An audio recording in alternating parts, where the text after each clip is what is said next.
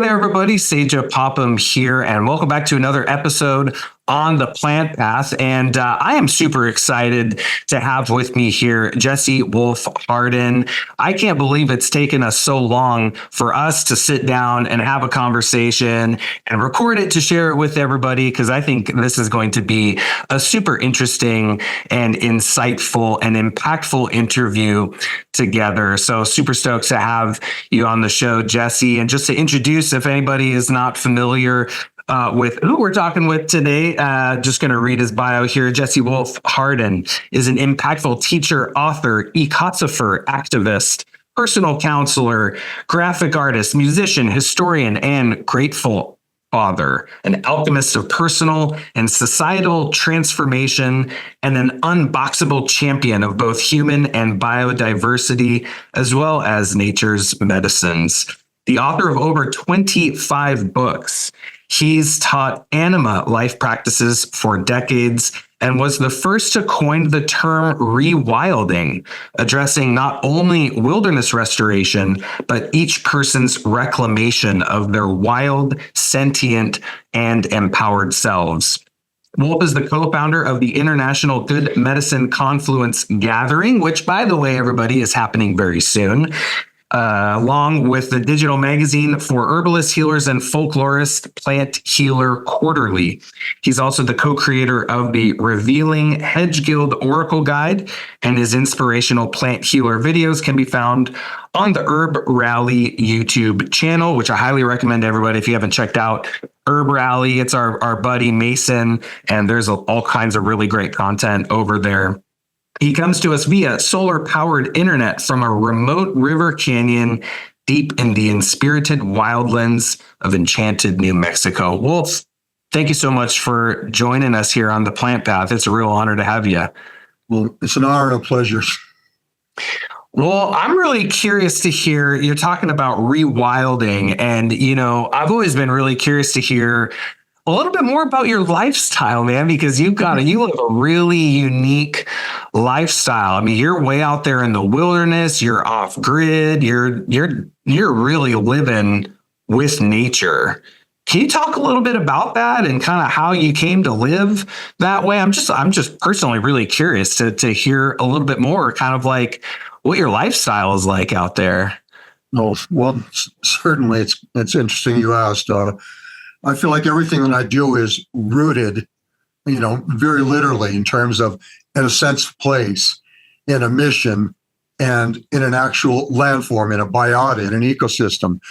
And that has not only colored all the work that I do, but it's really helped define for me what my mission and purpose in life is. It's tested what it means to be truly committed no matter what the difficulties, but also it's giving me the rewards in the process, because the things that mean most to me are what are provided by the natural world, which is constant inspiration, constant new lessons, testing of what my assumptions were and proving me wrong again and again. I mean, it's the delights of running barefoot through the river, the sounds of the black hawk in the trees, and the murmurings of the river. All of that are as essential to who I am and what I teach as any of the actual concepts themselves.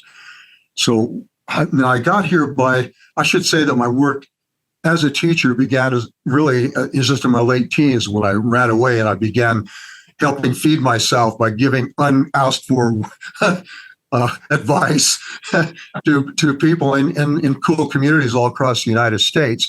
And in that process, I also sought out two things. One was the mentors, the teachers, the most brilliant people that, not just brilliant, but the most boundary-pushing people that I knew of, whose books I read and stuff, seeking them for guidance in what was going to be my own lifelong path. The second thing I was searching for, though, was for a sense of belonging, because all of my life I had grown up as a child and in my young teens with parents who moved from place to place.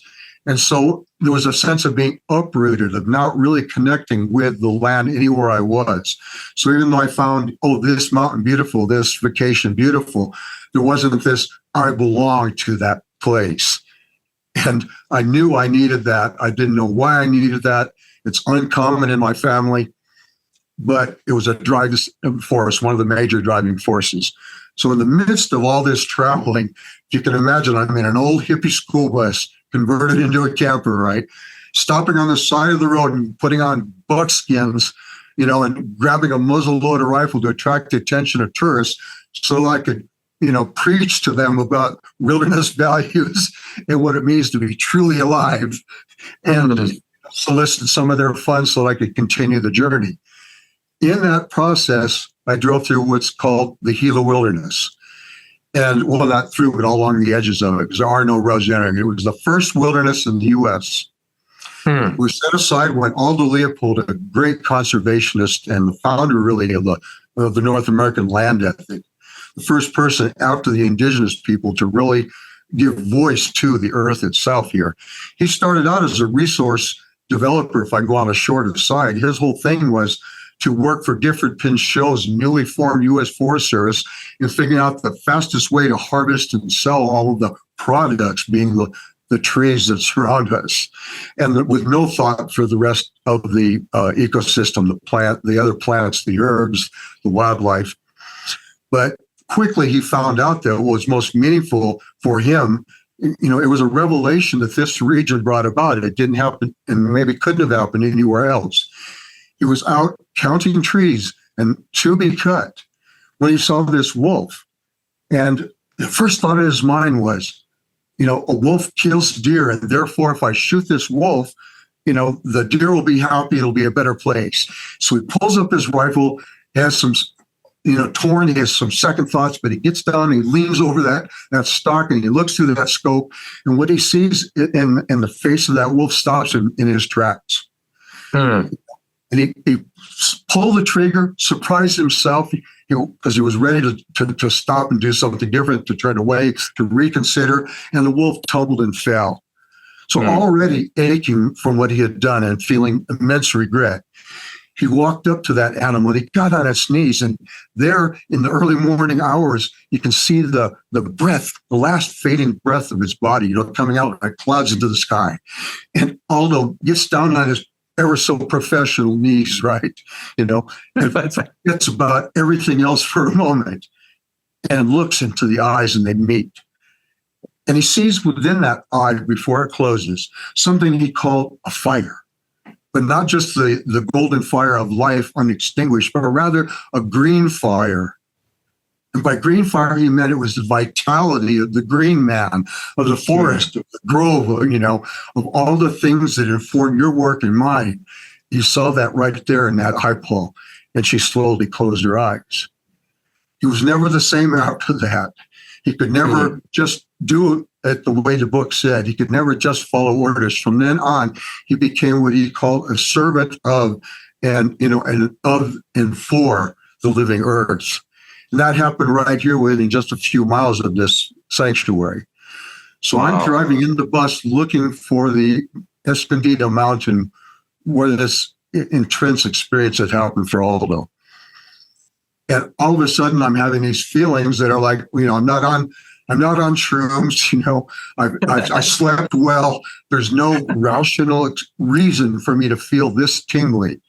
I've never found, there's no smoke that good. I mean, it was just overwhelming that I had to pull over and I had to just get down on the ground and touch the earth and to just actually feel what it meant to be in place. That's when I started looking for land in the Gila. And I did it by working for a real estate agent, and who had me buried 6 feet on the ground, laying pipe for his mobile home. And I hear, while I'm in this whole digging, I hear this rancher move up, and he says, I have this place I got to get rid of. You got to help me sell this place. And so my ears perked up, and he says, nobody's going to want it. And I thought, well, that sounds like me. He says, it's in the middle of nowhere. And I'm going, yeah. He says, there's nothing but trees and rocks down there. And I'm so excited I'm ready to crawl out of that 6 foot deep channel and go grab that guy by his beard. And so it turned out it was indeed this place. It wasn't even surveyed. I had to find it by landmarks.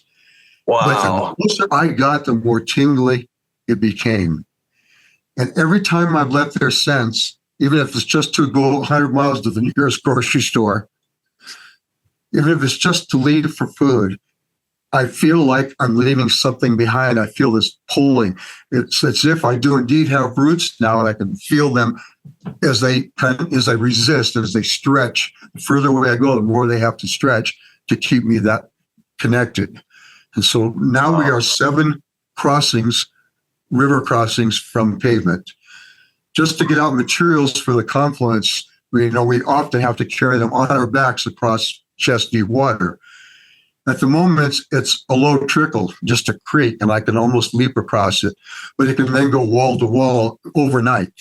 Wow. So the excitement of being in a place where the water determines my accessibility. Of course, I'm not so concerned with getting out. I'm always worried about getting back home. Because there's nothing, the lightning hit a week ago and knocked out some of our power, quite a few of our electrical instruments and stuff. And so none of that, though, in parallel, I'm always thinking I'm here, I'm where I need to be. So that's the gift. In a place that had no cottonwoods or willows in the entire river, no alders in the entire riverbed, huge, beautiful ponderosas up on the mountains, ancient oaks, very wise, wonderful oaks, but none of the undergrowth, none of the riverbank sustaining trees.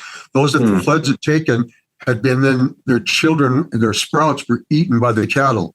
So the first thing I did was chase cows out. In my spiritual practice, I hate to say, I was running around with a samurai sword terrorizing these poor beasts in order to allow them to bring themselves back to their own, to their own place. And so once a fence got up, it got so grown quickly within a matter of 3 years that the local judge, not the local, a federal judge in the region, made the determination that the entire canyon should be saved from cattle and they should be fenced out of the corridor. Wow, no kidding. That was because of the trees that I'd grown. So when I think of all that I'm supposedly done in terms of you wrote this, you did that, you were arrested defending redwoods. Yes, but those redwoods were only saved because they were purchased. It wasn't through my convincing enough of the population to make that choice legislatively. But I can say that this canyon was a success. And when you walk down there now, you're walking through a grove of cottonwood trees that are 100 feet tall. There are alders with beautiful red roots, literally groping over the rocks and putting their little root-like fingers down into the water, bright, brilliant crimson red alder roots. Wow. And red willows filling up everything in between. So we have mountain lions that mate in front of me and my son, I normally wouldn't even see one. I have the privilege of watching them at their best.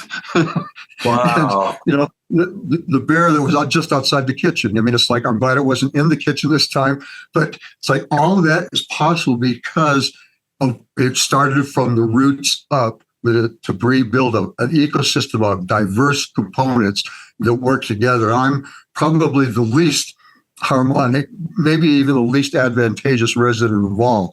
But this has been 48 years of promising in a way you promise to a lover, hopefully, promising forever, no matter what. Man,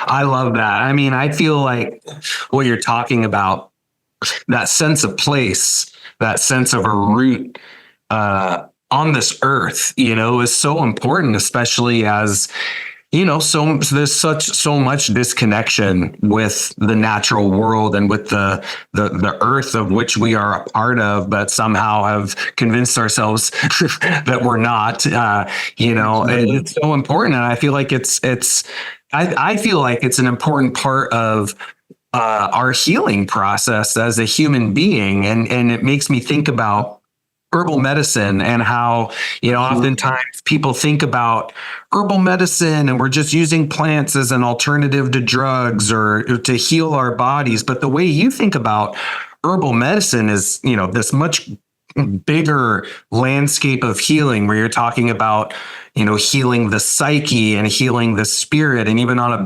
bigger level, healing society and culture and ecosystems. Can you talk a little bit about your perspectives on herbal medicine and how herbal medicine has this capacity to heal us beyond the body, and kind of what your take is on that? Yes. Well, you couldn't be more right in terms of the dis-ease, the stress, the anxiety, the pandemics, and certainly the ever-increasing number of wars and cultural suppression. All of that results from this tragic disconnect from nature, which is not just a disconnect from the natural world. It's not because we're ensconced in cities. It's because we're no longer connected to our own natural selves. So natural healing is such an easy bridge to that. So we may just start with thinking, well, I feel unease. I don't feel whole. I don't feel vital. I don't feel healthy. I don't feel inspired. And then you go out and you walk through a tree, or you handle an herb, or just a million ways. A pet can even do that for you, where you start having these moments of recognition of this portal that's leading back into what it means to be yourself. So when I talk about nature as a curative process, I'm talking about both simultaneously: the human body and the human emotional state, and all the world that we're so enmeshed in, that we're part of the context of, that we're agents of. And so we can reconnect to that through any place in the natural world. Healing becomes one of the most obvious, and certainly one of the most compelling. Because if you have a physical problem that you either can address with a standard medical template, computer-driven diagnosis and prescriptions, if you want to avoid the inevitable side effects of pharmaceutical drugs, in either of those cases, what you're going to do is you're going to turn to what is a process of natural healing. And there's many, herbs is only one of them, of course. Whether, massage, nature connection, there's just how many modalities there are. Yeah. Acupuncture, we can go on and on. But herbs is one of those, and it's a strong one. And people will turn to, this is the herb to help me, or this is the herb to help my friend, my family, my community. You don't have to be a professional herbalist to turn to plants as an opening to what it means to be back in touch with a healing process that is indeed the natural world. I mean, the world as we know it, evolution, as found in the name of your school, is a process of healing and repair and revision and transformation, right? Yeah. And so, the alchemy of becoming ourselves, the transformative power of becoming ourselves, is part of a process of healing bodies, but it's also so much bigger. So if a physical malady can be the doorway, the opening, the portal to the recognition that we are part of a natural healing process, if we can open up to our bodies and our friends' bodies doing the healing, we can bolster that, then we can extend that to our relationships, to our home. We don't have to move out of the city to do this. So we can move this on to actually transforming our community, our society, our little amen corners, which are becoming too polarized to really see the broader picture, the ecosystem picture of human feelings, of human needs, and indeed of our purpose on this planet.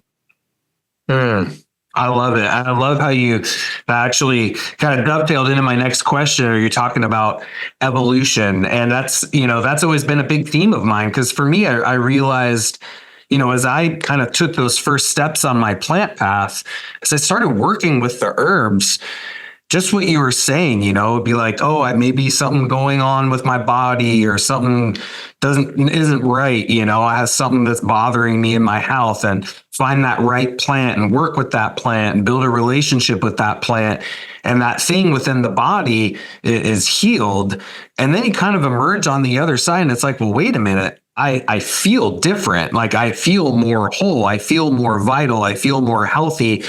And then kind of looking back and be like, oh, I've changed. Like, this plant has changed me, and realizing that healing and our evolution are kind of like two sides of the same leaf, right? I'm just curious to hear you wrap on that a little bit more, about kind of the way that our evolution being tied into our healing process.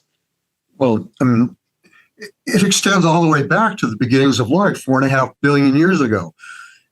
Perhaps before that, but I can't speak for the metaphoric geological, significance. But I can speak to 4.5 billion years of life in which we've evolved. Why? Not because some higher force says this is the template you have to follow. It wasn't. If there's a God, that God did not dictate. He said, "Go for it." She said, "Go for it." Mm-hmm. And the way we find our way to evolve is through a process of mistakes, of maladaptations, and the endless adjustments around those maladaptations, even extinctions, as awful as they are. And I'm not talking about the massive extinctions caused by human activity now, but in terms of a single species that can't quite make it in competition, as they call it, with all others. All of these things are feeding into the knowledge of the living earth, whether we call it Gaia, Mother Earth, planet Earth. It is a sentient being to the extent that there's a shared knowledge loop. You can see it through a perfect evidence of this. That's a little bit off your subject, but it's the mycorrhizal fungi in the soil. When we talk about the fact that they're not only feeding nutrients back and forth, exchanging nutrients with the entire forest around them, but also that they're facilitating communication, not just between them and the trees, but between them and the environment, giving a feedback loop to the trees who then can tell the rest of the trees and the rest of the forest. So, for example, if there's a disease being introduced into the area, if some plant's having difficulty, there's an outbreak, this is spread almost immediately. So we think about the entire planet that way. It is what we call a planet crust is actually a planet mycorrhizal, mat. Around the entire planet. And so even though it's not just fungal, where it's so many capacities, so many ways in which the planet can react, learn, respond, change, adapt, improve. By improve, I mean ever becoming more vital, more whole, more self-expressed. And which is what humans were meant to do. We're not meant to be separate and learn how to deal with the natural world, with pests and whatever, and a pretty plant on our desk. Rather, we are part of that same natural world in the same way to the same extent. And so we're also feeding back into the loop, and it becomes so crucial. What visions, what feelings, what ideas, what concepts we then feed back to the planet that's living, that's trying to adapt. If we come across too wrong, we will come out of the picture. If we aren't able to communicate enough love and enough balance and enough contribution to the planet, it will not be the planet that dies, it will be humanity. And with that, a great loss. So the ones that can write the most songs, I mean, there's no plant or animal, even birds that can do beautiful songs, even a mockingbird that can do so many songs, cannot, do a good job on a rock bass, an opera song and an African drum, but a human being sometimes can. We evolved, I believe, you tell me what you believe, to be the caretakers, the exponents, the poets, the priests of the land, and as such, the celebrants of the land. That we're meant to be caretakers of the magic, that we're meant to expand the joy, the health, the power of all things, of all living beings. Oh man, I love it. I love it. Really beautifully said. And there's something about the way you were describing that with how, I feel like at the root of so much what you're saying is that the earth is intelligent, that there is this great harmony in the natural world, and that behind that there is an underlying intelligence, and that the plants have that intelligence too. And I feel like that is such a huge part of this recognition. It is that part of our humanity and being a part of this earth is recognizing that other life forms have that intelligence. And I guess I'm just curious, like I've always said that as an herbalist, the plants aren't just our healers, but they're our teachers as well, that we can learn from the plants and from nature. And I know that's been a really big part of your work in really cultivating a mode of perception that recognizes the aliveness and the sentience of nature. I'm just curious kind of what that looks like for you. Like, how do you explain that to someone that maybe is like, oh, what, a plant? How can a plant be my teacher? How can I learn something from a plant? Like, you know what I mean? Like, how do you usually approach that? And what are your thoughts on plants as teachers? Right. The biggest mistake, and the only reason there is pharmaceutical industry, is because we somehow separated the effects, chemical effects, which are so significant even in a natural herb, but we somehow separated that from what else is the plant giving us. The first question is, how is it affecting our bodies and our moods and our health? The second question is, what else is it showing me? Now, I do not mean to imply that it has a consciousness similar to us in trying to speak in a similar linear language to us a particular idea. I'm not implying that. I'm saying that it attempts to communicate with all of life. First of all, hey, look at me, I'm alive too. Secondly, look at the ways that I'm an example. How am I dealing with stressors? What do I require? What are my needs? What do I take from the earth? What do I give to the surroundings? How is that a reciprocal exchange process? How do you feel around me? Am I contributing to calm or am I being energized? I mean, all of these things are effects, even if they don't intend to have that effect on us in particular. It is fateful, almost magical that we're there to hear that. And to be an herbalist and to use the plants in a way that affects and helps, that's all great and good, but I know hardly any that don't also feel affected by, moved by, and indeed taught by the plants in so many other ways that are not even so-called health related. It doesn't have to do with getting over a disorder. It has to do, how can you be more alive? Look, how much anemone I really am. How human can you be? I love it.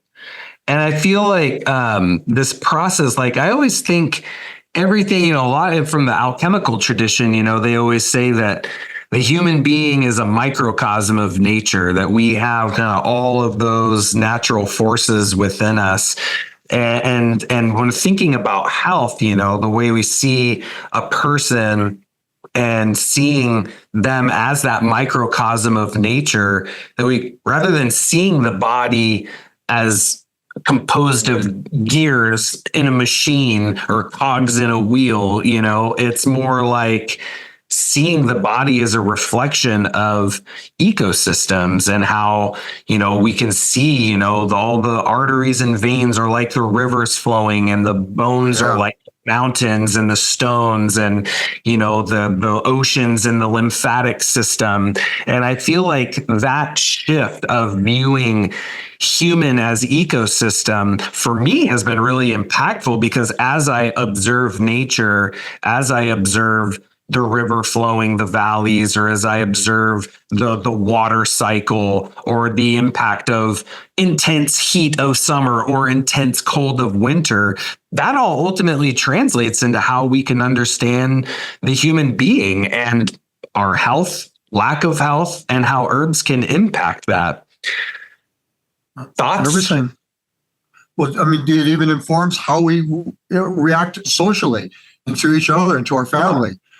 Because if we recognize natural systems as our natural model, which indeed it should be, not just obvious that our parts work together physiologically and neurologically and every other way, but rather that it's all in ecosystem, and we take an ecosystem approach, which is to say our thoughts, our thinking, that's an environment. What environment are we putting ourselves in?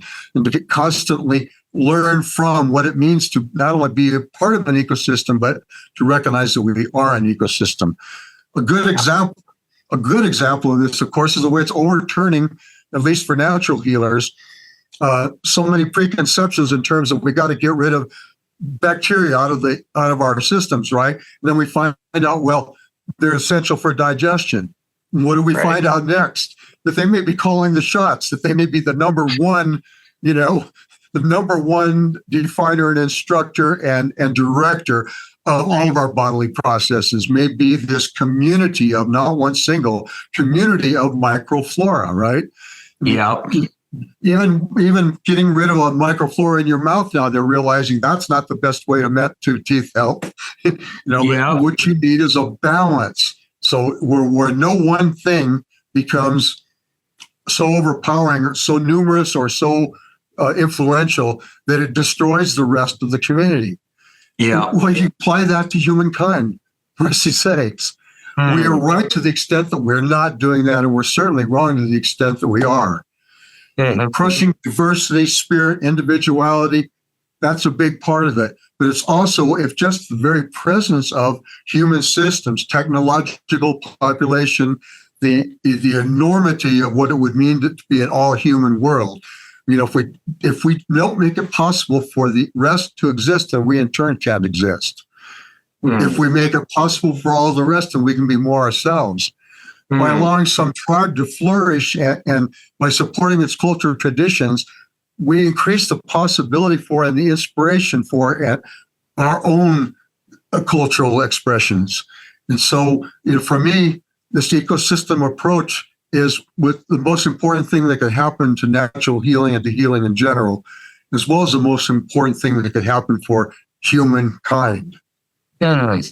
I mean, you said something there that really caught me, where you talking about our thinking, like the state of our mind is an ecosystem. And it's like, I don't know, for some reason, the way you put that really like hit me as a light bulb. And it's like, really taking that time to step back and look at our emotional state and look at our mental state and think of that's contributing to our internal environment and how that's impacting our health. I just feel like that's I really appreciated the way you said that. That was insightful for me. So I'm curious, like, as someone that lives pretty darn close to nature, I don't know, is there any notable experiences that you've had that you feel like sharing where you felt like you really learn something directly from nature? And what do you feel like people can do? Like, maybe this is a new concept to someone listening. Is there like something that you feel like people can do to get themselves in a place more, I guess, amenable to learning from nature? Or any stories that you can share where something like you had a really big aha moment with learning from nature? Well, it would be difficult to narrow down the ahas. It's been, I'm not just standing there with my mouth open, I'm always ahaing. But it's, if you approach it not as you're going for an education, but you're going for an experience. If you're going because you're curious, it's going to work. You're going to hear, you're going to learn. If you're going because it's providing a sense of wonderment for you like a child, if you're amazed, if you're excited by it, then you're going to learn from it. If you're open to it, you're going to learn from it. Because, that might be most important of all, because to the degree to which we have preconceptions that we think we already know, we'll find again and again that like Jon Snow in Game of Thrones, you know nothing. We come to the natural world, like myself perhaps, with an immense amount of information about the ways to act in the normal template society to be a normie. We know an intense amount by not be too troublesome in public, how to get a job and keep it, even if we don't like the job. All these things that are not necessarily even healthy for us, but we have that information systemized. Other than that, though, it's all rather random, for at least it was for me. When I came to the natural world deeply and residentially, all this information about history and sociology and social psychology and psychology, all of that was alive in me, and I seemed to fit together, and yet it really didn't. There wasn't a patterning yet.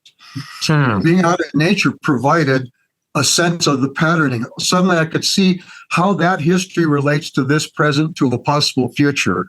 I could see the options. I could recognize the ways in which the branches reach out from the tree, how my thinking can branch out. I could see readily which things that I was too caught up with that were making it possible for me to have other and new thoughts and feelings. And so, like, the natural world provided, through wonderment, really, a sense of not knowing that then results in constant discovery, constant realization. Love it. I feel like what you said there, like approaching nature with that openness and almost like not going in with an agenda, like just being totally empty. And I feel like for me, that's become so clear for me just having kids. You know, I'm like a relatively new dad. We had our first kiddo about 4 years ago, and just taking him out into nature. You know, we live on land out here in the foothills of Mount Baker in the Pacific Northwest, and just taking him into the forest and seeing that wonderment that you're talking about through the eyes of a child, where like everything is just magic. Yes. And I look at that and I'm like, man, like that's the way to be right there. Like that's how you learn from nature. It's been really instructive for me, where like I learned tons just watching my kid explore, and just the detail and everything is fascinating. And it's just, it's super inspiring, man. Yeah. The children are the perfect conspirators. And the younger they are, the more so. I mean, it's, as they get older, the fact is that our necessary socializing of them is making them less wild, less natural. We have to go out of our way to provide schooling and models and systems and time out in the woods and, time with, and give them pets. And we have to go out of our way to make it possible for them to see that if the world does not just exist within that normie sensibility and that normie preconceptions. Yeah. And so don't lose that wonderment. Just like what if you had to homeschool. That's why so many people are now. That if that's the necessary way, if you can't find a school that provides that, whatever it takes, not to teach the child, but to not steal what they already have, that we should be learning from them. Totally. Yeah, man, that's a tricky balance in this modern world, right? Of like, there's kind of these, it's an interesting edge that our family faces of like, wow, there's this world and there's this earth, and how do you have a balance there? It's like, man, it's interesting. It'll be an interesting road ahead. Your child is the potential bridge builder.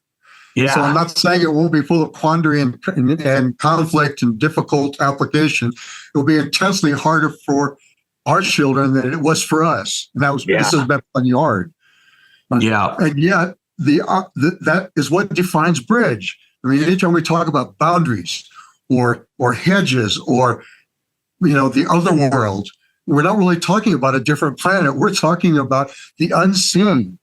The world that exists within ourselves or within the forest, within our abodes, within our dreams. And it's just on the other side. It's always just on the other side. And so the children that still have wonderment, that still have excitement, that still haven't let rules and propriety get in the way of exploration are the potential bridge builders that will open up that so-called wall, that so-called veil between the other world and the normal. Yeah, it's interesting. I've always said that, to me, I always feel like almost like, in a sense, I always define it as like the ecological function of an herbalist is being that bridge between the human world and the plant world and of the earth and of the world. Exactly. You could being able to understand and kind of translate between those. And and I just really appreciate how you're talking about that bridges, because I feel like that's so what's needed in the world these days, is having the ability to be able to kind of straddle those two and find balance with them.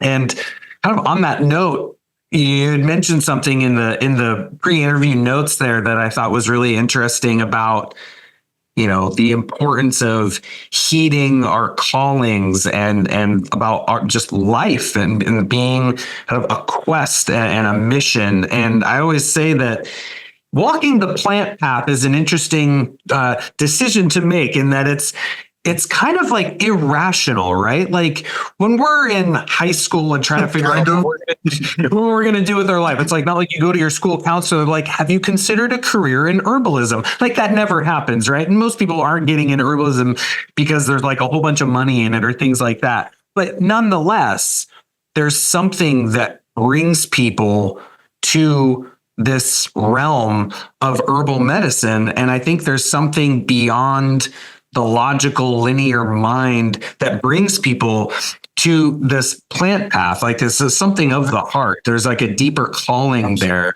And I'm just curious if you can speak about like, what is that calling of the plant path? Like, what is it that brings people to herbal medicine, as irrational as it might seem to family members and other people in their lives? And yeah, and just this part of this aspect of like life mission, life quest, calling, and how herbalism fits into that. Everything that's vital is irrational, my friend. It's true. It's it's not the movies and stuff. I guess it is, and to some degree, the literature has led people to believe that the calling is something that only a few hear. It's going to be only Bilbo is going to hear. Only it's like there's one hobbit's going to hear it, not going to be able to turn away. It is not that way. Believe me, people. A calling is everybody is called from moment one. When you wake, when you quit breathing in, sucking in the amniotic fluids of your mother's uterus, and you take in that first breath of air, that was a calling. The world is saying, hey, dude, come on, gal. And your name is being called by your parent, by your mother. Immediately it is a calling to life. And that's what I'm talking about, a calling to life.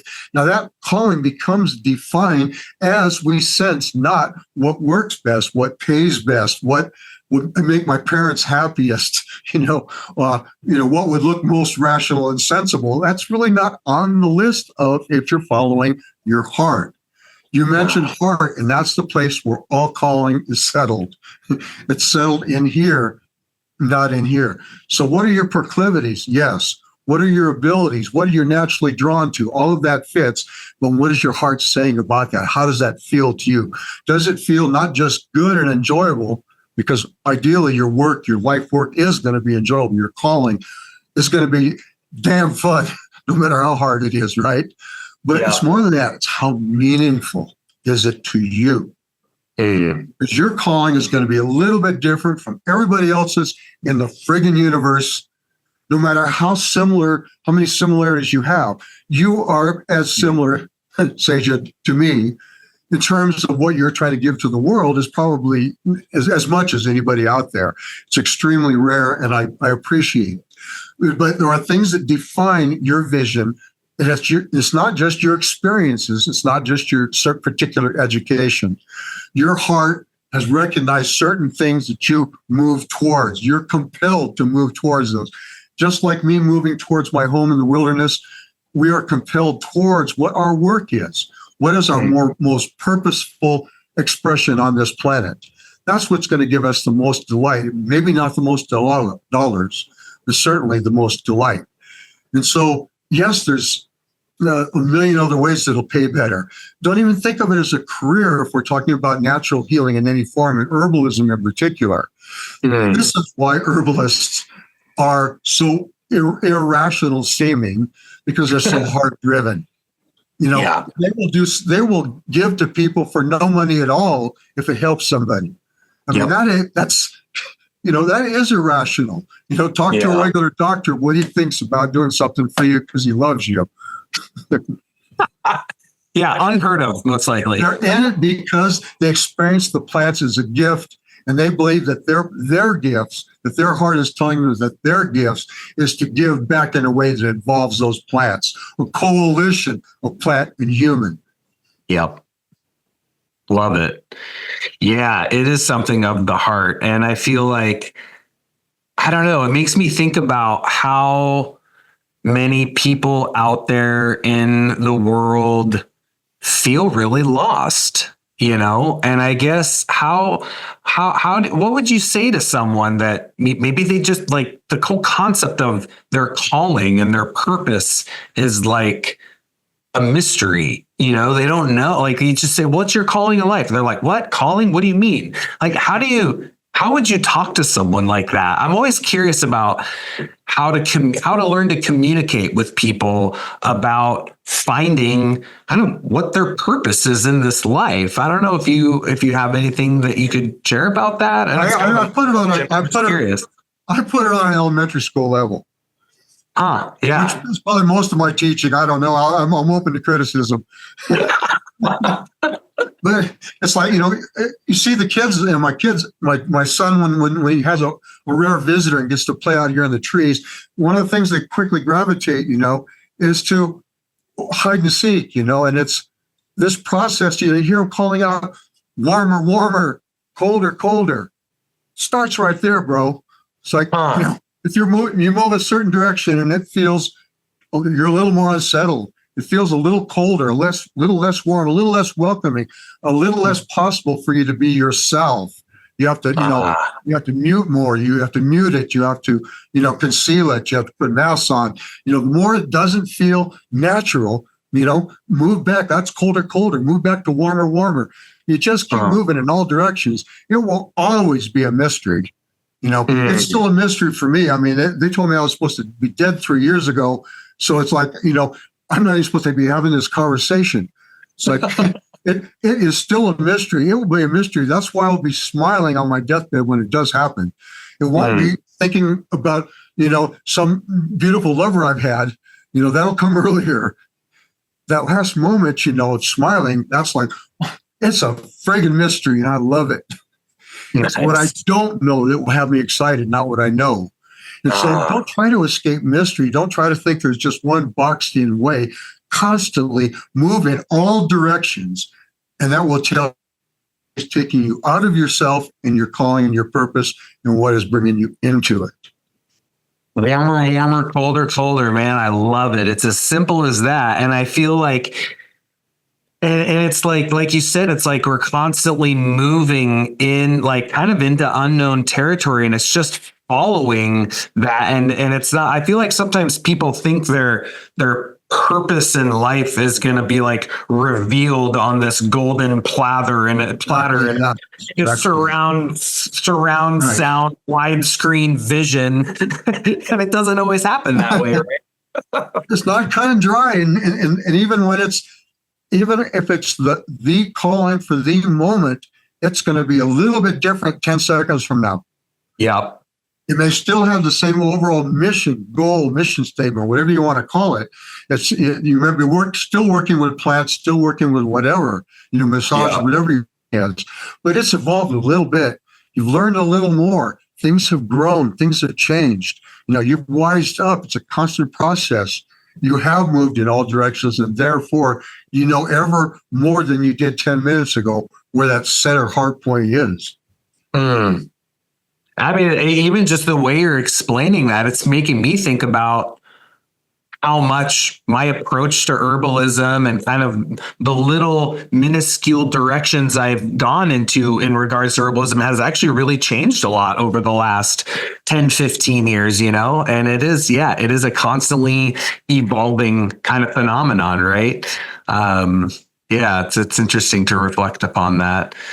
So one question that I always really like to ask everyone that comes on this podcast, right? We call it the plant path.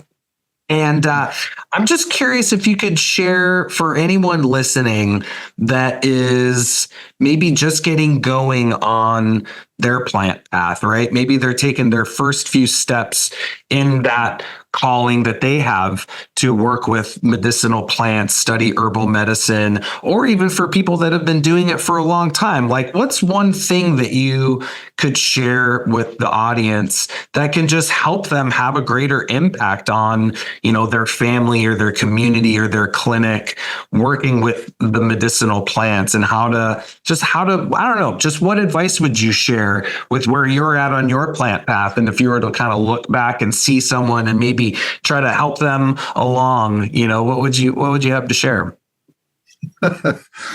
I'll forget that you said only one thing. You can nix that part. Feel free. I'll conveniently ignore that. So only one thing, only in the sense of it's all connected, right? Yeah, exactly.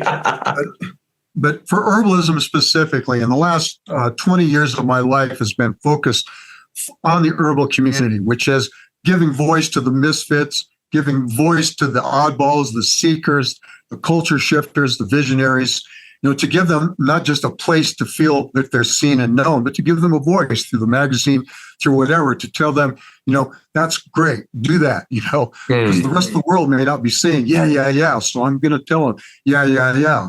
So for me, herbal is certainly not the whole picture, but it's the core voice and language through which I try to give to the world.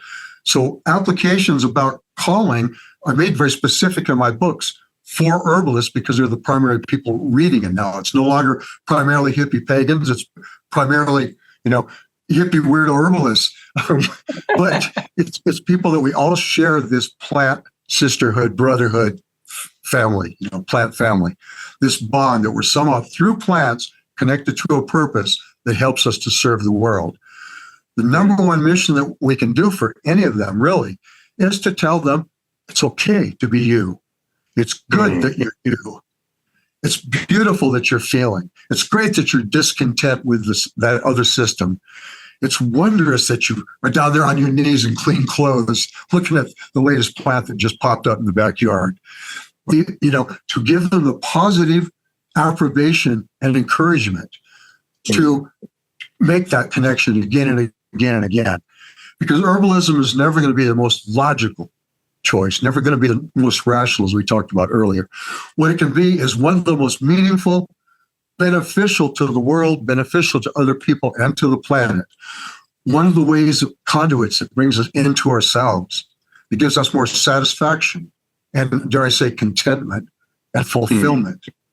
So it's an avenue to all of that. So whatever got you even questioning herbalism as a path, follow that, heed that, listen to that heart again and again. If you're drawn strongly to only one plant, that's going to be a benefit. In fact, an old friend of mine, now deceased, Michael Moore, early herbalist from Arizona, didn't fit in. He was another misfit. I love that guy. Constantly saying things that discomforted academia. That's perfect. And one of the things he said is like, you're trying to learn all of these things and you're learning these textbook definitions for what the actions are of all these different plants. Do you know one plant intimately? Yeah. If you only know one or 5 plants intimately, and I mean with your emotions, with your spirit, with your soul, and with your mind, if you worked with it, not only in your own body, but in the bodies of others, then that plant is something that is your gift to the world. You can already help other people through the actions of that plant, but also through the lessons of the blessings of that plant. Start out with that. Don't be constantly thinking, I have to equal this amount of knowledge. I have to read this amount of books. Well, Rosemary Gladstar knows more plants than I do. It's like, yes, you can always say to somebody that has even a specialty. I mean, I can rattle off people that know way more about biochemistry. I mean, Dr. Kenneth Brofrock, just one person I recommend, way over the top. It's like, in terms of his knowledge, it surpasses mine so much. It's specialized in a certain way. So we're not meant to all duplicate each other's gifts, skills, or knowledge sets. That's right. So, and even if you say, I want to be a medicine maker, but there's a zillion medicine makers out there. There's not one who makes a certain class of plants and their benefits, like relaxants, for example, tonics, for example, shrubs, that are making that a specialty, that are putting in the exact mix of plants that you have found to be most efficacious. Indeed. That are labeling it and calling it the name. You give it a name out of your heart, not out of your brain. It's already got a Latin name. That's important, so we don't mix them up. Well, what do you call it? What does it mean to you? What are you going to put on that label? So every step of the process is an opportunity for defining an individualized, personalized plant practice. At first, it won't make any money. It may never make a lot of money And yet it can, if you wish it to, become self-supporting. It can pay the bills. And that's what you most want, is your bills paid so you can do what you most love. I mean, ask yourself, if I couldn't make a cent off of plants, would I be working a job I don't like so I have a little spare time to be out in the plants? How much sense would that make? Yeah. You work a job to get enough money for a down payment or to pay rent ahead of time on a shop if you want to open a shop. I'm not saying there's no reason not to do things you don't like in order to meet an end and a purpose. Mm-hmm. But in the long run, the practice is giving you the rewards. If it's also feeding you, you are so blessed. If you feel like you're doing something loving, caring with your life, with what you know, with your abilities, with your love, you're doing right.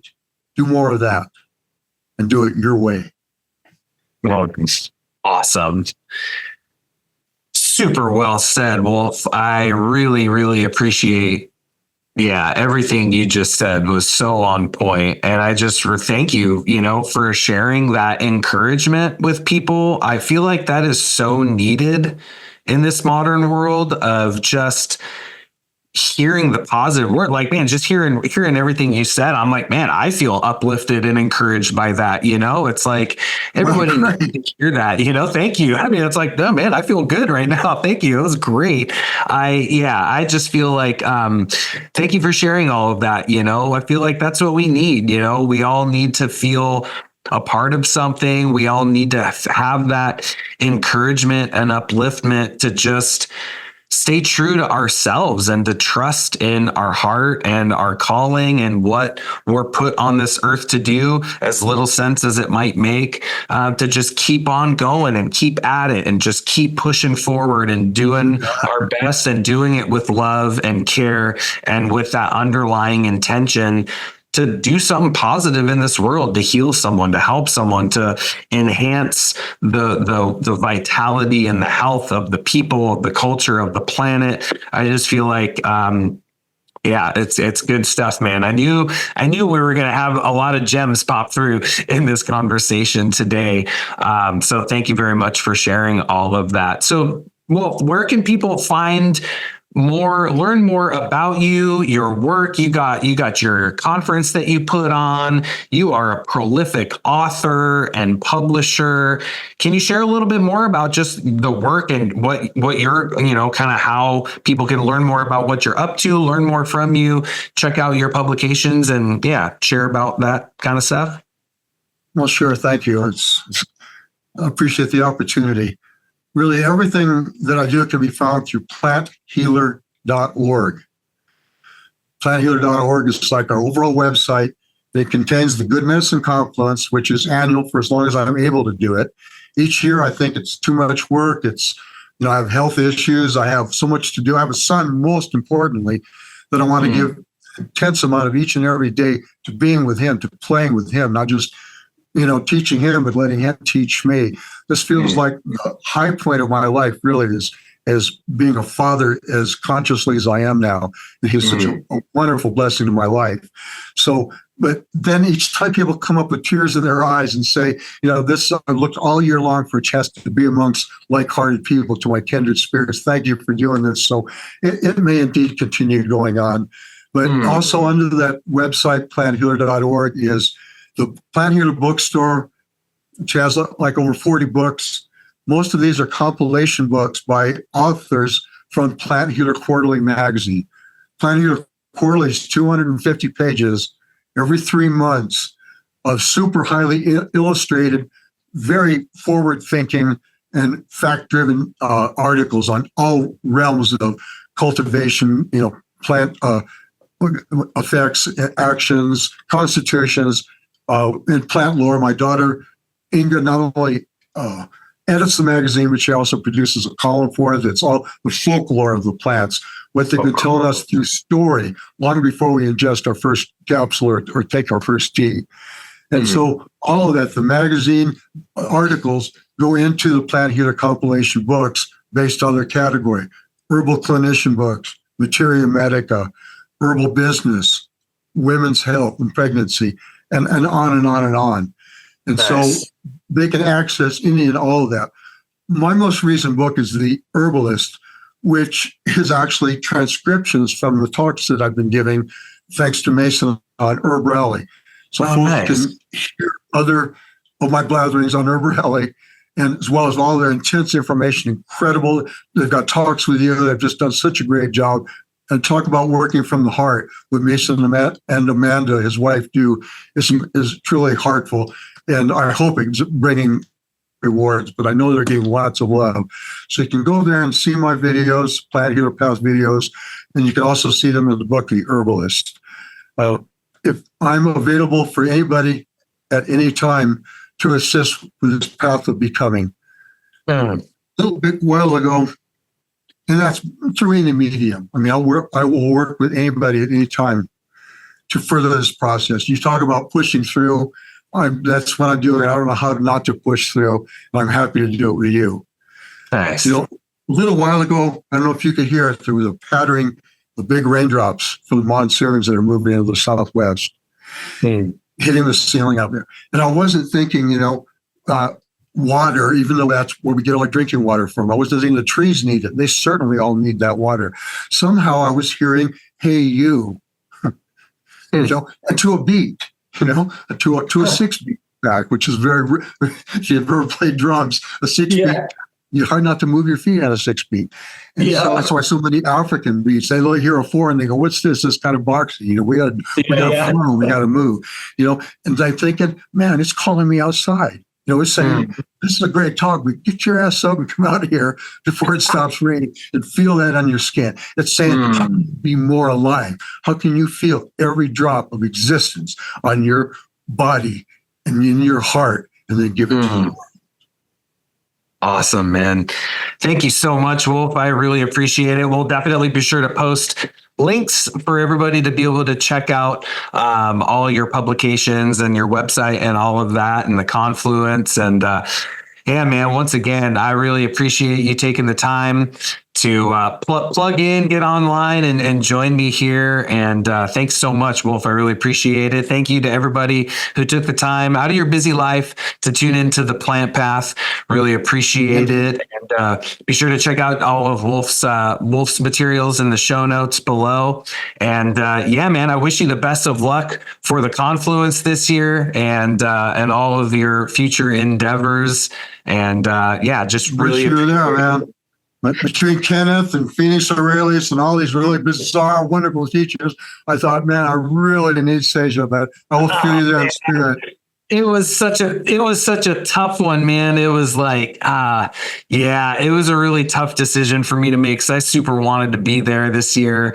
And it's really tough for me to be able to get out, leave the farm, leave the family, and travel like that. But next time I'll throw you on the back of a stolen motorcycle. That's the outlaw herbalist way. There we go. Nice. Fantastic, brother. Yeah, Wolf, man, I really appreciate it. And hopefully we can do this again sometime in the future. It feels like there's all kinds of different interesting conversations we could have here. So, oh, man, I need a chance to ask you some questions. Oh yeah. Let's do it, brother. Sounds good, man. Well, until the next time, take care and be well.